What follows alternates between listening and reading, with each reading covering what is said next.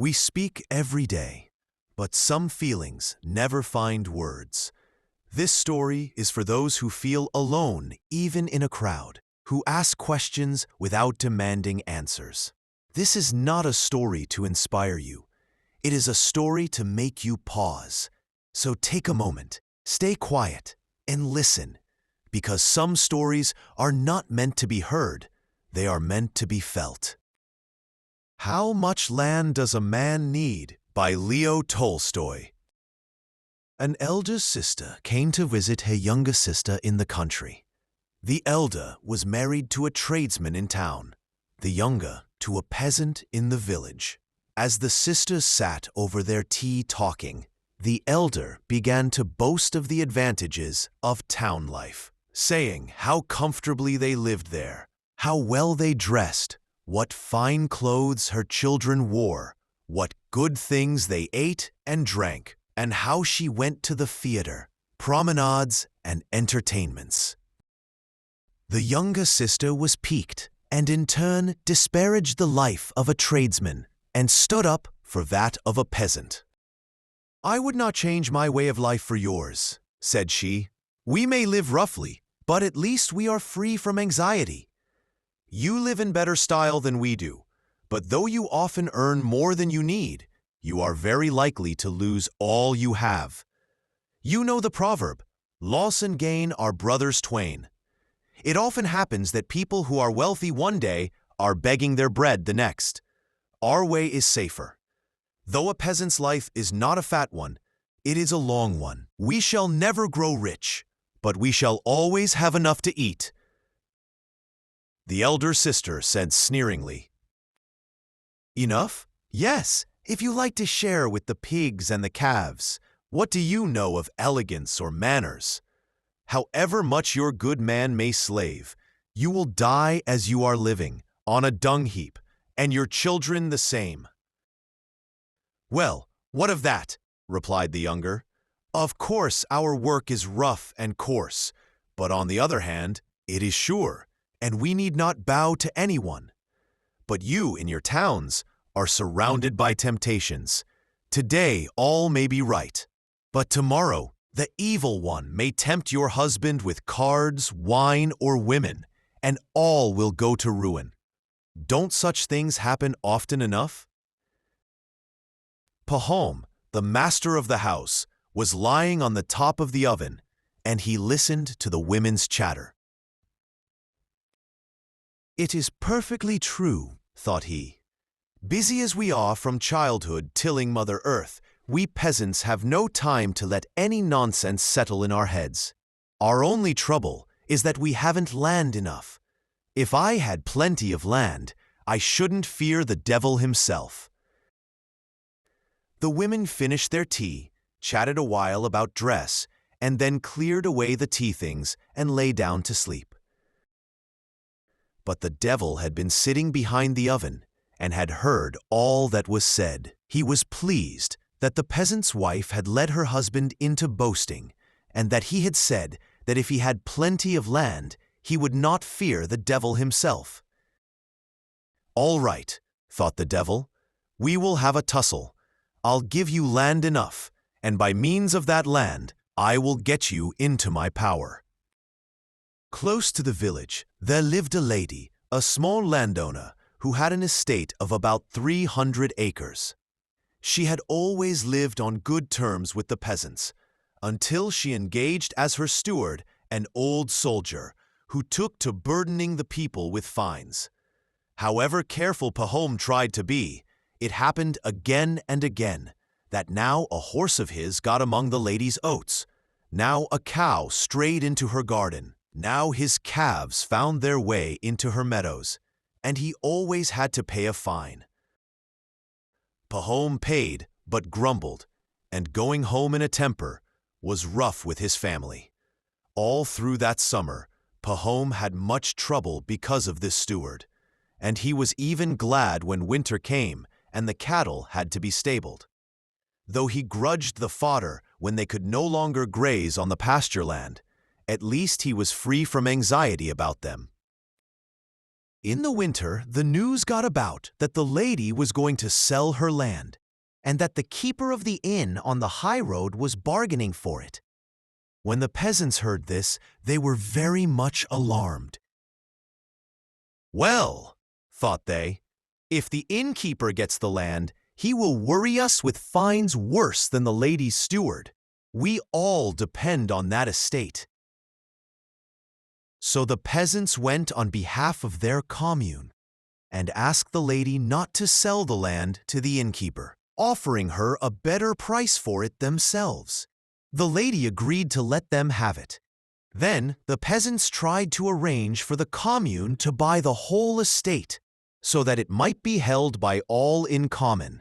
They met twice to discuss it, but could not settle the matter. The evil one sowed discord among them, and they could not agree. So they decided to buy the land individually, each according to his means, and the lady agreed to this plan as she had to the other. Presently, Pahom heard that a neighbor of his was buying 50 acres, and that the lady had consented to accept 1/2 in cash and to wait a year for the other half. Pahom felt envious. "Look at that," thought he. "The land is all being sold, and I shall get none of it."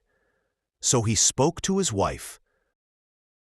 "Other people are buying," said he, "and we must also buy 20 acres or so. Life is becoming impossible. That steward is simply crushing us with his fines." So they put their heads together and considered how they could manage to buy it. They had 100 rubles laid by.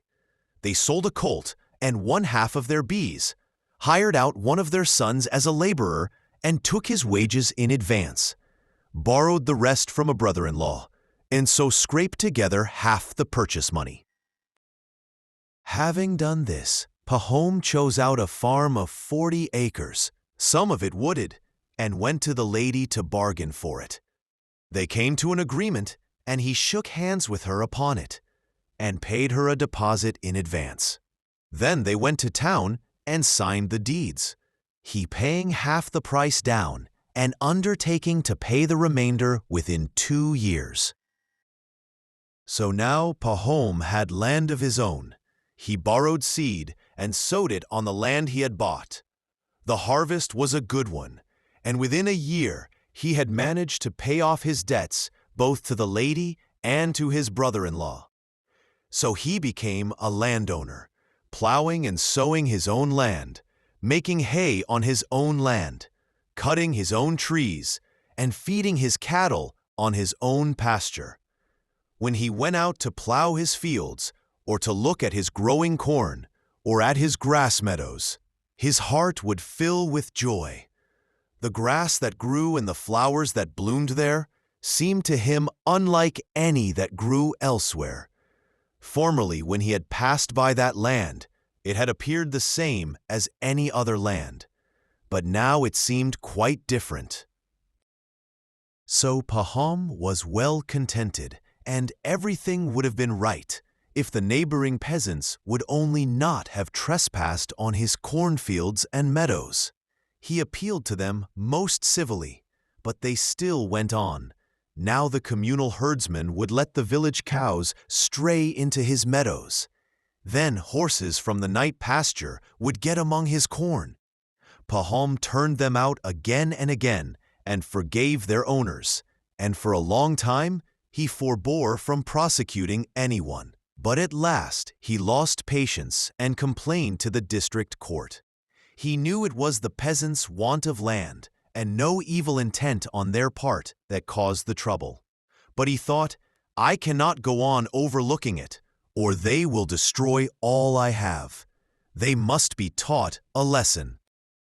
So he had them up, gave them one lesson and then another, and 2 or 3 of the peasants were fined. After a time, Pahom's neighbors began to bear him a grudge for this, and would now and then let their cattle onto his land on purpose. One peasant even got into Pahom's wood at night and cut down 5 young lime trees for their bark. Pahom, passing through the wood one day, noticed something white. He came nearer and saw the stripped trunks lying on the ground, and close by stood the stumps where the tree had been. Pahom was furious. If he had only cut one here and there, it would have been bad enough, thought Pahom. But the rascal has actually cut down a whole clump. If I could only find out who did this, I would pay him out. He racked his brains as to who it could be. Finally, he decided. It must be Simon. No one else could have done it. So he went to Simon's homestead to have a look round. But he found nothing, and only had an angry scene. However, he now felt more certain than ever that Simon had done it, and he lodged a complaint. Simon was summoned. The case was tried and retried, and at the end of it all, Simon was acquitted, there being no evidence against him. Pahom felt still more aggrieved, and let his anger loose upon the elder and the judges. "You let thieves grease your palms," said he. "If you were honest folk yourselves, you would not let a thief go free." So Pahom quarreled with the judges and with his neighbors. Threats to burn his building began to be uttered. So though Pahom had more land, his place in the commune was much worse than before. About this time, a rumor got about that many people were moving to new parts. "There's no need for me to leave my land," thought Pahom, "but some of the others might leave our village, and then there would be more room for us. I would take over their land myself and make my estate a bit bigger. I could then live more at ease. As it is, I am still too cramped to be comfortable." One day, Pahom was sitting at home when a peasant passing through the village happened to call in. He was allowed to stay the night, and supper was given him. Pahom had a talk with this peasant and asked him where he came from. The stranger answered that he came from beyond the Volga, where he had been working. One word led to another, and the man went on to say that many people were settling in those parts. He told how some people from his village had settled there. They had joined the commune and had had 25 acres per man granted them. The land was so good, he said, that the rye sown on it grew as high as a horse, and so thick that 5 cuts of a sickle made a sheaf. One peasant, he said, had brought nothing with him but his bare hands, and now he had 6 horses and 2 cows of his own. Pahom's heart kindled with desire. He thought, "Why should I suffer in this narrow hole if one can live so well elsewhere? I will sell my land and my homestead here, and with the money I will start afresh over there and get everything new. In this crowded place, one is always having trouble, but I must first go and find out all about it myself." Towards summer, he got ready and started. He went down the Volga on a steamer to Samara, then walked another 300 miles on foot, and at last reached the place. It was just as the stranger had said. The peasants had plenty of land. Every man had 25 acres of communal land given him for his use, and anyone who had money could buy, besides, at 2 shillings an acre, as much good freehold land as he wanted. Having found out all he wished to know, Pahom returned home as autumn came on and began selling off his belongings. He sold his land at a profit, sold his homestead and all his cattle, and withdrew from membership of the commune. He only waited till the spring and then started with his family for the new settlement. As soon as Pahom and his family arrived at their new abode, he applied for admission into the commune of a large village. He stood treat to the elders and obtained the necessary documents. 5 shares of communal land were given him for his own and his son's use. That is to say, 125 acres, not all together, but in different fields, besides the use of the communal pasture. Pahom put up the buildings he needed and bought cattle. Of the communal land alone, he had 3 times as much as at his former home, and the land was good cornland. He was 10 times better off than he had been. He had plenty of arable land and pasturage and could keep as many head of cattle as he liked. At first, in the bustle of building and settling down, Pahom was pleased with it all. But when he got used to it, he began to think that even here he had not enough land. The first year, he sowed wheat on his share of the communal land and had a good crop. He wanted to go on sowing wheat, but had not enough communal land for the purpose, and what he had already used was not available. For in those parts, wheat is only sown on virgin soil or on fallow land. It is sown for 1 or 2 years, and then the land lies fallow till it is again overgrown with prairie grass. There were many who wanted such land, and there was not enough for all, so that people quarreled about it.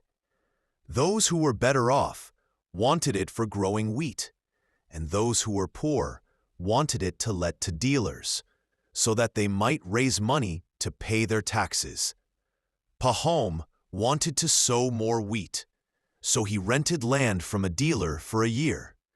He sowed much wheat and had a fine crop, but the land was too far from the village. The wheat had to be carted more than 10 miles.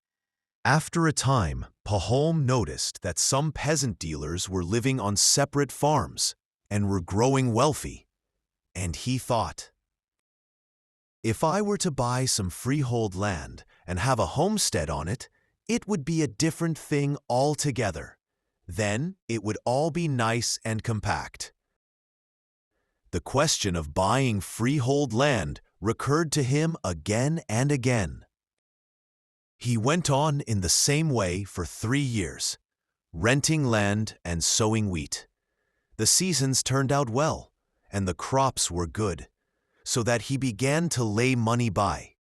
He might have gone on living contentedly, but he grew tired of having to rent other people's land every year and having to scramble for it.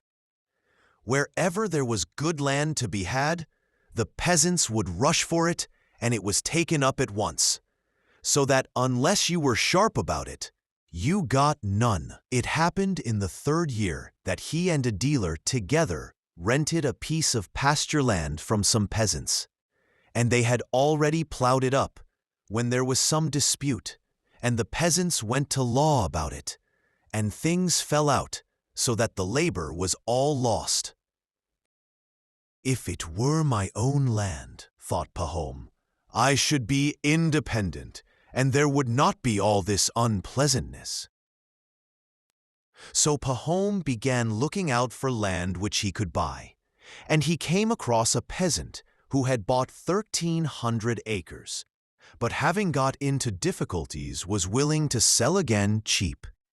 Pahom bargained and haggled with him, and at last they settled the price at 1,500 rubles, part in cash and part to be paid later. They had all but clinched the matter when a passing dealer happened to stop at Pahom's one day to get a feed for his horse. He drank tea with Pahom, and they had a talk. The dealer said that he was just returning from the land of the Bashkirs, far away, where he had bought 13,000 acres of land, all for 1,000 rubles. Pahom questioned him further, and the tradesman said, "All one need do is to make friends with the chiefs. I gave away about 100 rubles worth of dressing gowns and carpets, besides a case of tea, and I gave wine to those who would drink it, and I got the land for less than 2 pence an acre." And he showed Pahom the title deeds, saying, "The land lies near a river, and the whole prairie is virgin soil." Pahom plied him with questions, and the tradesman said, There is more land there than you could cover if you walked a year, and it all belongs to the Bashkirs. They are as simple as sheep, and land can be got almost for nothing.